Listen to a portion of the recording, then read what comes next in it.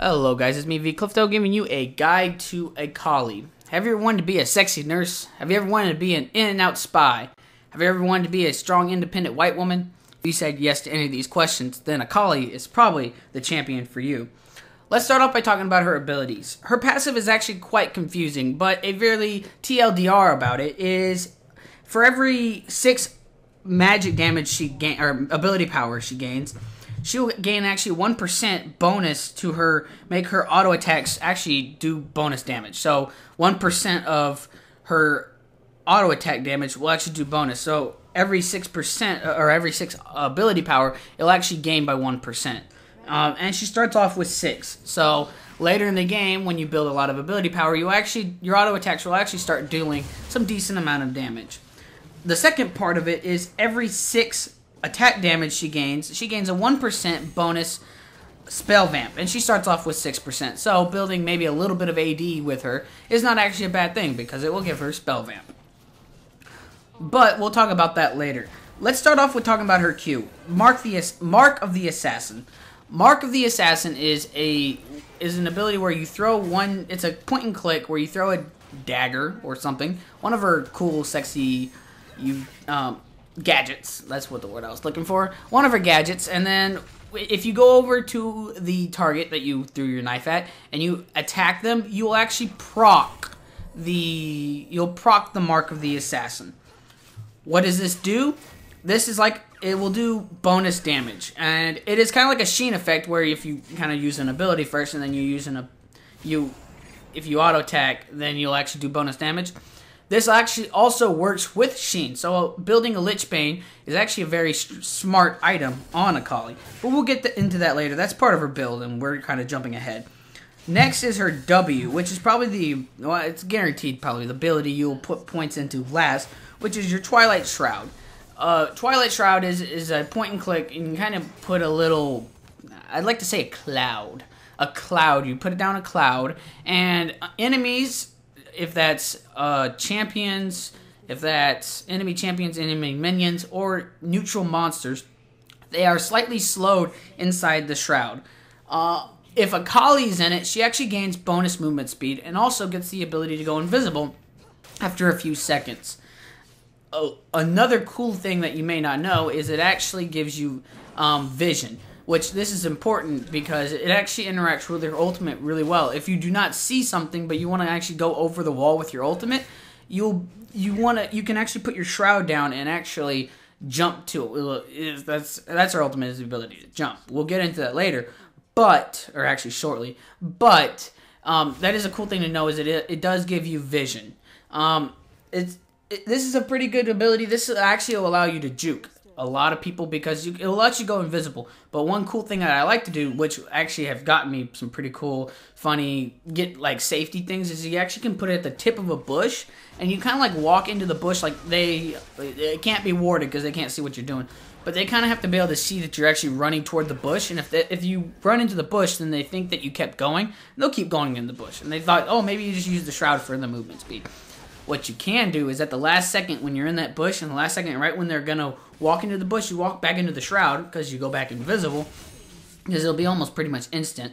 And then they'll keep going, and they'll like, oh, where is she? And all you did was sit in the shroud. And then when they get far away, you can just run off, and then you can hit all chat, and then you can just hit juked, and then people are like, oh, and they'll think you're the coolest thing ever. Next is your E, which is probably most likely will be the place you put your second point into, which does an area of effect, kind of slashing with her little knives thingamabobbers. I don't know what they're called, katanas, or no, not katanas, they're called something, but another one of those little gadgets she has. And she'll actually swirl around, and it does area of effect damage. This is good for clearing minions. It doesn't do a lot of damage, especially if you build ability power, but it does a little bit. It actually scales off of ability power and damage. Attack damage, but at the end it actually does physical damage. Now people may ask, oh, should I build a a physical penetration item? Probably not if you're building ability power. This is not going to be your main source of damage. This will just be a nice pretty much minion clearing and a little bit of damage, but it's not going to be your most used ability. Lastly is your Shadow Dance, which is your ultimate. and you put a point into this at 6, 11, and 16 always. And what it does is lets you jump to a enemy that is an enemy champion, minion, or monster, neutral monster. Allow you to jump to it within a certain range. It isn't too long, but it is a little bit of a jump. She gets 3 charges of this, and she actually gains a charge every kill and assist, and also on a cooldown. Why the kill and assist is actually very important, because in a team fight, you can actually get probably about 8 or 9 jumps off if people are actually dying. So having the ability to keep dashing allows you to stay to fleeing enemies. And if they're scared, then they can't. Then they're definitely not going to get away. That is all pretty good. What I probably should have started off by saying is she's actually an energy champion, or she runs on an energy instead of actual mana. So she's limited by how much energy she has and her cooldowns. Her Q actually, if you detonate the mark, will actually give you energy back. So that is one way to get energy back, but you have to kind of watch that energy bar. And I'll discuss something in my runes that will actually help you out a little bit, but not too much. Next is items. So every guide that you're gonna see out there, they tell you to build a Hextech Gunblade. And if you were to ask me, should you build this item, I would tell you definitely not first. I don't like it first. It is a good lane. Like now this video, I know you're seeing it in the jungle, and you're like wondering why. You're like, oh, she's a mid laner. She's a mid laner. She is a mid laner, and I actually like her more in the jungle. But we'll get into that after I talk about her mid lane. The reason why people like to buy Hextech Gunblade on her is 90% of the lanes that she starts off with, until she hits level 6, she will pretty much lose, because she doesn't actually have a lot of poking damage, and a lot of her fighting has to deal with you having to be up on top of them, and without having an actual way to getting on top of the person really super effectively until you get your ultimate, isn't really reliable, and having to fight inside the enemy minions actually puts you at another disadvantage. So actually fighting is not a good idea. And none of her spells, especially early when she doesn't have a lot of ability power, she won't be clearing the minions as super fast. So what she is she's pretty much until level 6, she's pretty much a punching bag that the middle laner, the other opposite middle laner or mid laner, would pretty much should be taking full advantage of, and the jungler on the enemy team should be fully ganking this person, because you want to hold the Akali down as soon as possible. Now, the problem is that Akali doesn't actually get a lot of gold if she's getting poked a lot, and that's the problem. Is she's getting poked, and she has no way to return it, and she doesn't have a great way to kill all the minions. So that is probably why people will tell you to build a Hextech Gunblade, is because it actually gives you, it will do a lot with her passive, because it gives her attack damage, which actually will buff her spell vamp, and then it gives her spell vamp, and it also gives her ability power, which helps out her ability part of her passive. So, you know, it actually is a double whammy for her passive, but I don't like the item. The reason why is it's not good in team fights. I've seen so many Akalis played, and they build this first item, and you know, you'll see them 9-0. Why? Is because the jungling or the middle lane matchup, which I'll get into later, but the middle lane matchup, once she gets the Hextech Gunblade, is actually a pretty good 1v1 item, and it actually is very good at letting her roam around. But most of the time, once you kill that first dragon, or you're doing that second dragon, which is about 15 minutes in the game, or you know, 10 minutes into the game, there's a big problem, because she doesn't have a lot of team fighting damage. She has a decent amount of survivability, because she has a lot of spell vamp. So her abilities will actually give her a decent amount of health back, but she doesn't have a lot of burst. And a lot of team fights, the enemy mid laner will have a lot more burst, even if they only built in Athene's Unholy Grail, which is not even a lot of ability power, but or like a Zed or something. They'll just have a lot of burst, and they can kill 3 or 4 members before Akali can kill them. The point of Hextech Gunblade is to survive, and that's why a lot of people like to buy it, because it helps her survive in the lane.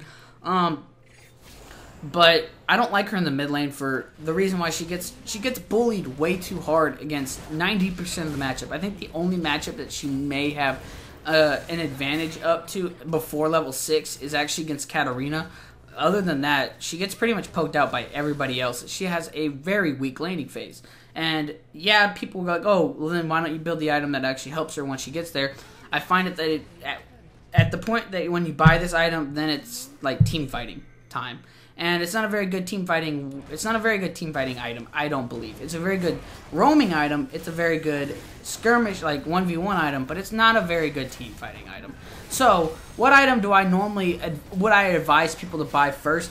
Which is a Rylai's Crystal Scepter. Why do I say this? Is because it'll give you 20 extra ability power, which is actually a lot of damage on her. It'll actually give her a lot more damage than the Hextech Gunblade. Then it gives her the slow, which is exactly why people buy the Hextech Gunblade, is they give her the bonus slow. So her roaming isn't actually as bad with this new Rylai's Crystal Scepter. And the next part is that it gives you 400 health.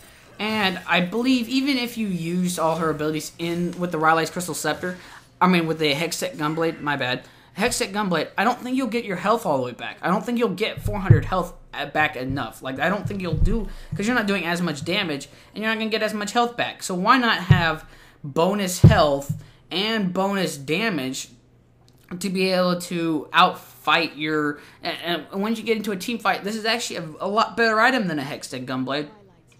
And the only problem with it is now that it used to be, especially before the recent patch with the items, now certain things are cheaper, but they actually changed out the Rylai's Crystal Scepter. Rylai's Crystal Scepter used to be actually in smaller parts, and it used to be kind of cheaper to buy earlier. Not like, they didn't really, I don't think they affected the overall cost amount, but just the items that it cost to make it are a lot different. And I think the Rylai's Crystal Scepter does have a problem when you have to get that needlessly large rod now. So, yeah, that may be the problem in lane, but if you actually are playing with friends or actually play with a great jungler, then you won't have a problem. If you can just have your jungler, I hate to say camp, but you would really want them to camp you, because once Akali gets going, then she's unstoppable. Like, trust me, there's not much you can do until everybody, once she gets full build, and if the other person only has 3 items, then they're definitely not going to survive longer than about 2 shots from Akali. So, having your jungler, and most of the time the jungler will know to just camp you. But whatever.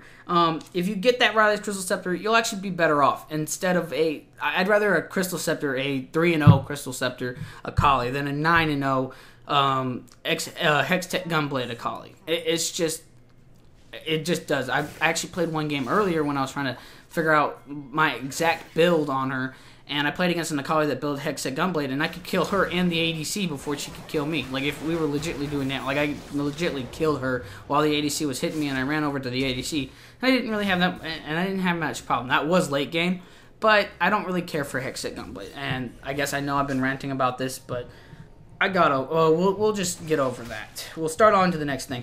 Next thing I like is the Torment, Liandry's Torment. Why do I like this? Is another reason, because it's a smaller item build, and it actually gives you a lot more AP than it used to, and it gives you penetration, which is very good, which will give her a lot more way more damage output. And if she can get this before the ADC can actually, the enemy ADC can get another item, she will 2-shot him, and there'll be no problem in team fights. If she can get this Torment, it gives her the penetration. It's a smaller item, so it costs less items to build it, and it will actually give her a lot of damage. Give her more health, which is kind of to get rid of that Hextech Gunblade, so you don't really need it early. Next, you kind of have to buy the Rabadon's Deathcap, because it gives you a lot of ability power, and if you've been snowballing, then this item will just throw you way over the enemy team. Next is the Lich Bane, which I talked about earlier about her Q, but it will actually just almost half health with 1 Q any squishy targets. Next, you probably want to buy Sorcerer Shoes, which will allow you to give her a little bit of mobility and more penetration, which is not a bad thing. And you would finally end off the game. I find at the end of the game, people will really start focusing you, and even if you do get these health items, she is kind of squishy, and she can't last very long in the fights. So, 2 items that you could build, and this is probably where I would buy the Hextech Gunblade, is if you're in the laning phase, if you're mid laner, I'd build it last on her, because it will actually give you once you actually have a decent amount of damage, then the actual Gunblade is actually helping you out, instead of the early game where it's not actually helping you out because you're not doing that much damage. But late game, when you have already your Lich Bane and your Rabadon Deathcap, you will be getting a lot of health back. You can also buy a Zhonya's Hourglass to last. I mean, if once you jump into the fight, kill a couple people, then you can just Zhonya's to survive. Bonus items that you could get. Now, this is an item that you could completely, and I've actually done this, you could completely get rid of the Hextech Gunblade, and that is the Ravenous Hydra. Now, you're thinking, oh, that's a big AD item. Why? Is it because it does give you a lot of AD, and it will actually give you a pretty decent amount of spell vamp with just using that item, and it gives you lifesteal. It's not going to give you as much spell vamp as the Hextech Gunblade, but it will still give you a decent amount, and it will make your auto attacks really, really hurt, especially after you get those Deathcap and the Rylai's Crystal Scepter. Your ability bonus damage to your auto attacks will be really high, so your auto attacks will actually deal some pretty decent amount of damage. Another item that you could get to get rid of the Torment is you can get a Lich Bane if they are, or not Lich Bane, a Void Staff if they are getting kind of tanky. You can also build a Will of the Ancients instead of the Hextech Gunblade. It'll actually probably give you more health than the Hextech Gunblade, but it is another good item. It'll give you a good amount of AP, and it's not even spell vamp. It's like it gives you a lot more health. Just trust me. Two other items, which are more tankier items, which is a Guardian Angel. Not a bad item. Once you die, you can come back to life. Having that on her is not a bad idea.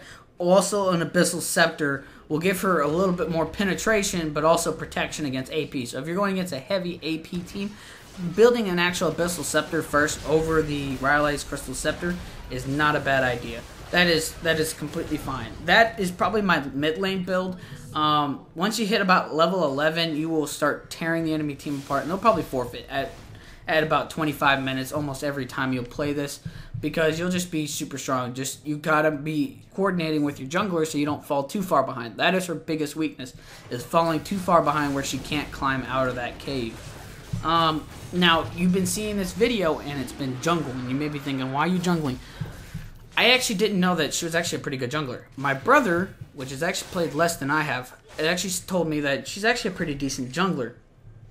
And I thought about it. They actually came out with the recent new Runeglaive, and I was like, wait, that's actually a pretty good item because it'll help her clears, and her ultimate is actually very good at ganking other lanes and roaming. So I thought, you know what, it may be actually a good item. I actually tried it, and it's beautiful. You want to buy a Stalker's Blade for the smite, so you can actually smite enemy people, or enemy champions, so that you actually get that slow. It's kind of like the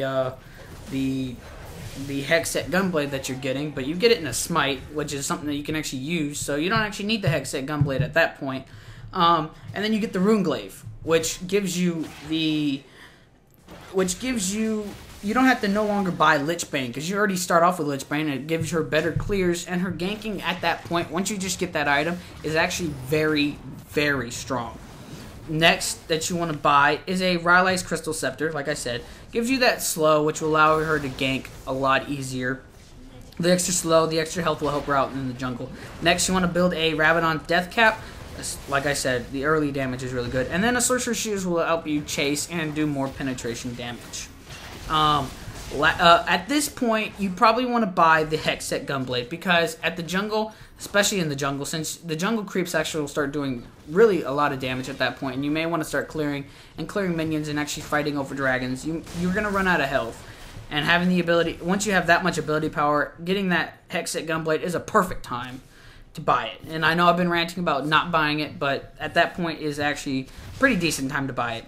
Lastly, you probably want to buy a Void Staff to get through all that armor, to have have a lot of ability power and penetration.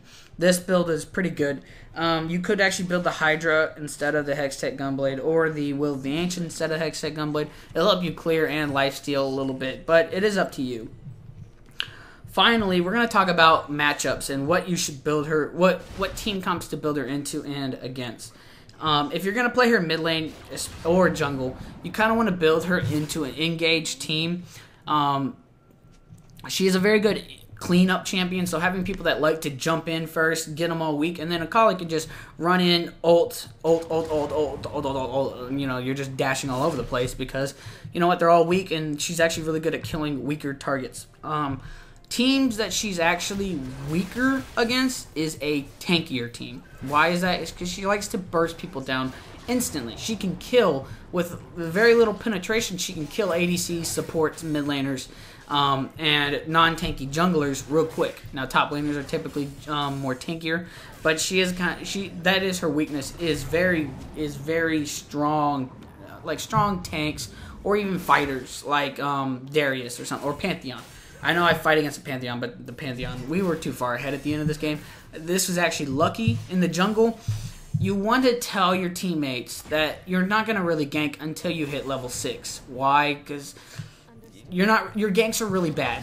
Don't gank until level 6. Tell your team just to play. Not if you don't even tell them to play safe, but just in the beginning of the game, tell them I'm not ganking until level 6. Once I hit level 6, I'll be ganking all over the place, because at level 6 you should be ganking. You should be ganking like almost. You should go to top lane, gank, take red buff, go to mid lane, gank, go to blue buff, and then go to bot lane, gank, and then go back to mid lane and get dragon. And you know, you should just be jumping up and down the lanes, because at that point, once you get your Runeglaive, you are incredibly strong for just one item, and you also.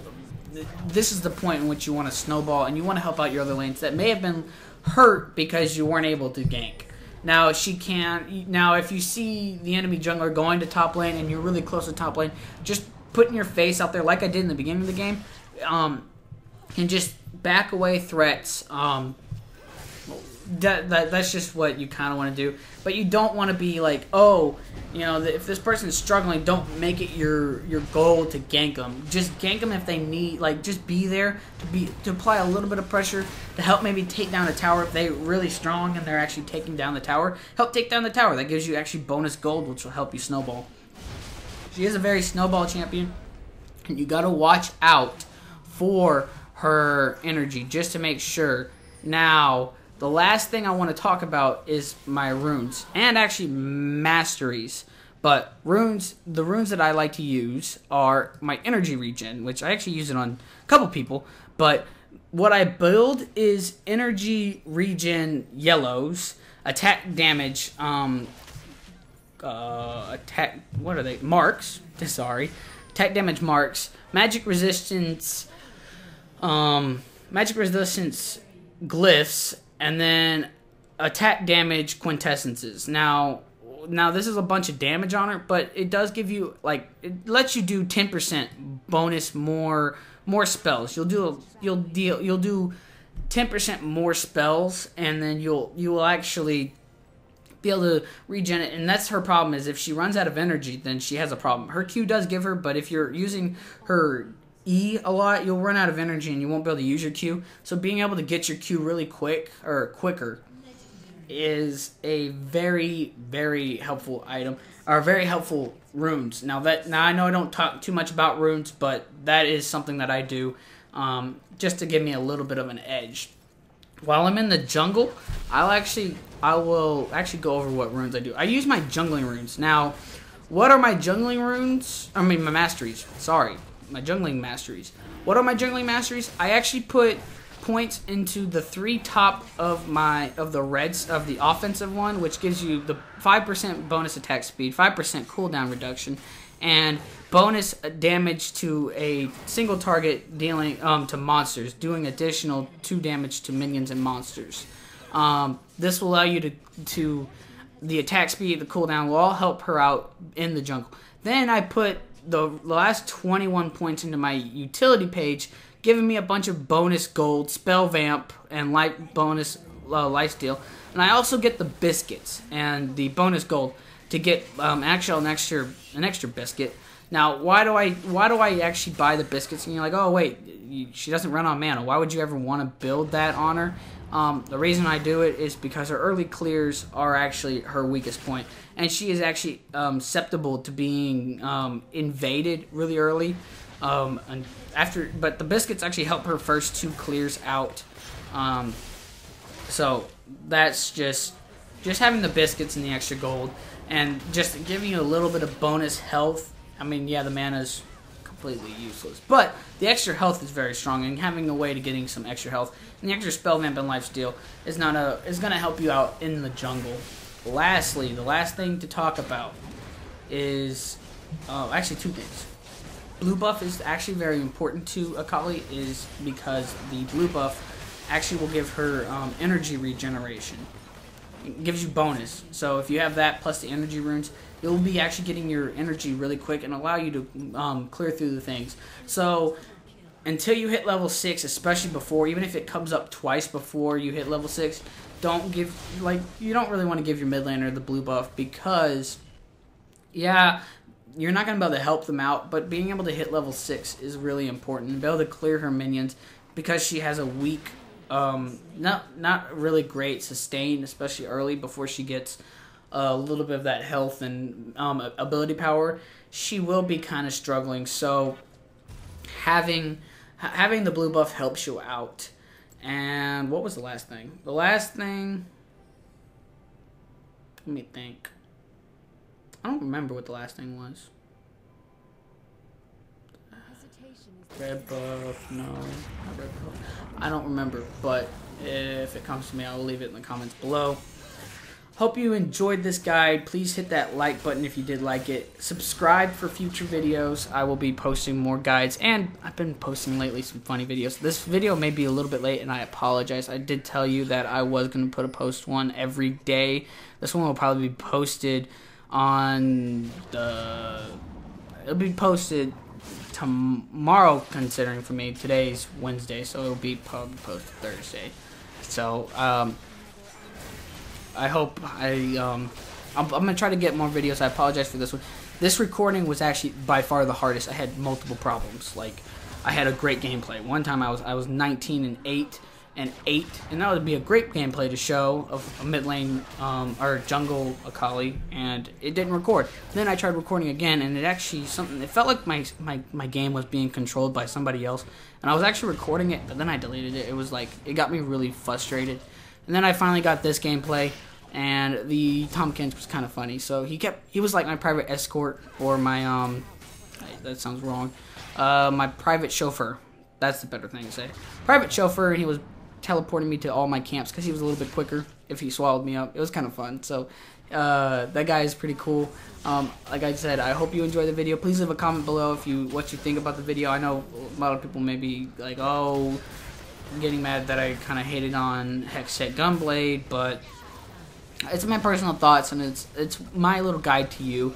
I find that to be this build to be a lot more helpful than other builds. Other than that, it's pretty much coming to an end. This has been VClifto, and I'm signing off. Stay cool, my friends.